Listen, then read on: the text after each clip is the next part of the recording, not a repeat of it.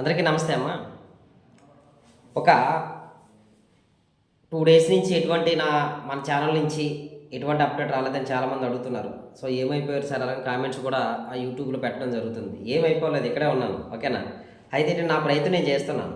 So, ఎటువంటి ప్రాపర్‌గా నేనైతే రాకపోవడం వల్ల మీకు నేను ఫేక్ అప్డేట్ ఇవ్వకూడదనే ఉద్దేశంతోటి లేనప్పుడు ఎందుకు రోజుకో 2, 3 వీడియోలు వదులుకోవడం, లేకపోతే ఒక వీడియో వదిలి మిమ్మల్ని గందరగోళం గురి చేయడం, మీ సమయాన్ని మనం కిల్లింగ్ చేయడం అనేది అనవసరమైన ఉద్దేశంతో చేయలేదనమాట. సో, ఎనీవే అధికారులందరూ కూడా నిన్న మోడీ గారి సభకి, తర్వాత రాజకీయ నాయకులందరూ కూడా మోడీ గారి సభకి, కూటమి నాయకులందరూ బిజీగా ఉండడం వల్ల మొత్తానికి ఎవరిని కలవడానికి కూడా అవ్వలేదనమాట. సో, అదేవిధంగా నిన్న నిరుద్యోగ జేఏసీ అధ్యక్షుడు సమ్మె హేమంత్ కుమార్ గారు ప్రెస్ మీట్ పెట్టడం, ఆ డిమాండ్స్ని మళ్ళీ ఆయన తెర మీద తీసుకురావడం జరిగింది. అలాగే నిన్న నేను పిఆర్టీయు యూనియన్ నుంచి ఉత్తరాంధ్ర టీచర్ ఎమ్మెల్సీ అయినటువంటి గాది శ్రీనివాస నాయుడు గారితో మాట్లాడడం జరిగింది. సార్, మీరు ఏ స్టాండ్ తీసుకున్నారు దయచేసి చెప్పండి.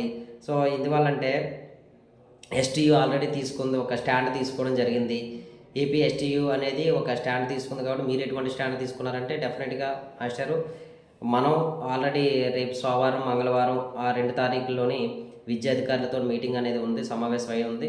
టీచర్ల సమస్యలు, అదేవిధంగా ఏదైతే డిఎస్సి సమస్యలు ఉన్నాయో ఆ డిఎస్సి సమస్యలు అనేది మనం ఖచ్చితంగా డెఫినెట్గా మనం లోకేష్ గారితో, అంతకంటే ముందు ఏంటంటే విద్యా ఎవరైతే అధికారులు ఉన్నారో ఆ సంబంధిత అధికారుల నోటీసులు మనం పెట్టడం జరుగుతుంది.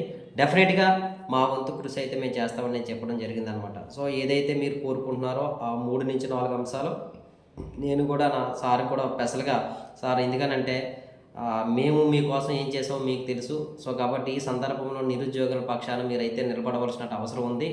అదేవిధంగా వీళ్ళందరూ కూడా రేపొద్దున్న మళ్ళీ మీకు ఓటర్లుగా కూడా తయారవుతారు. ఇదే మాట అన్నాను, ఓటర్లుగా కూడా తయారవుతారండి.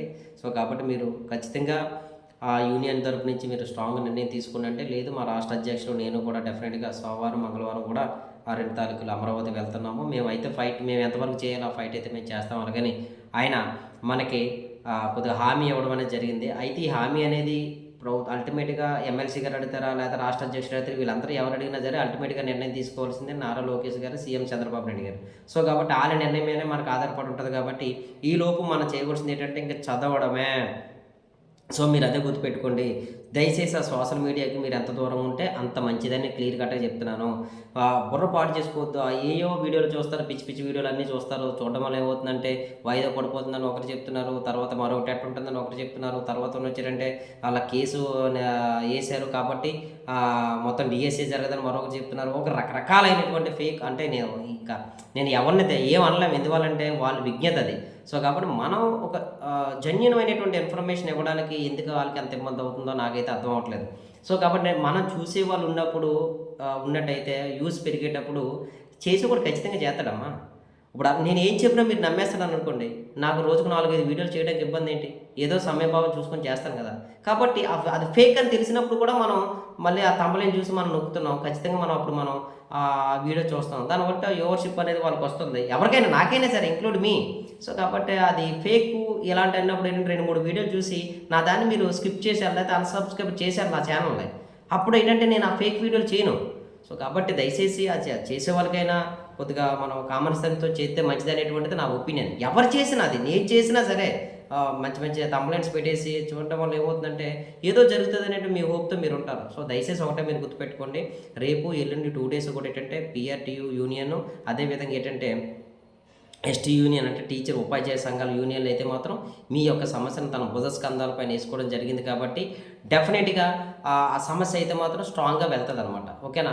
లోపు మీరు ఏంటంటే ఫేక్ ప్రసారాలు వాట్సాప్లోనే అక్కడ జరుగుతున్నటువంటి ఏం పట్టించుకోకుండా మీరు ఎక్కువగా ఏదైనా మీ యొక్క ఈ సమస్య పైన మీరు పోడాలనుకుంటే మీరు యూనియన్ ఒకటి ఇది అయిన తర్వాత ఏదో కార్యాచరణ రూపొందించుకొని మీరు చేసుకోండి. లేదనుకున్నట్టయితే ఈలోపు అంటే కార్యాచరణ రూపొందించుకోవడం అంటే ఇట్ మీన్స్ ఏంటంటే సోషల్ మీడియాలో ట్విట్టర్లో పెట్టడమా, లేకపోతే మెయిల్స్ పెట్టడమా, లేదనుకున్నట్టయితే ఏదో ఒక 4-5 కలిసి ఆ దగ్గరలో ఉండడం ప్రజాప్రతినిధి అవ్వడం, ఇలా చేసి ఎంత ఒక 10 నిమిషాలు పావుగంట చేసి దాన్ని ఇంకా స్కిప్ చేశారనమాట. లేదు ఇదే పట్టుకొని ఉన్నట్టయితే వాళ్ళు ఎగ్జామ్ పెట్టేసినట్టయితే మనం లాస్ అవుతాం కదా.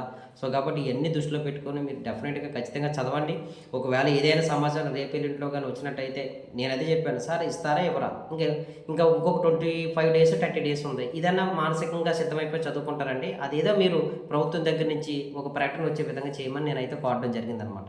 థ్యాంక్ యూ అమ్మ.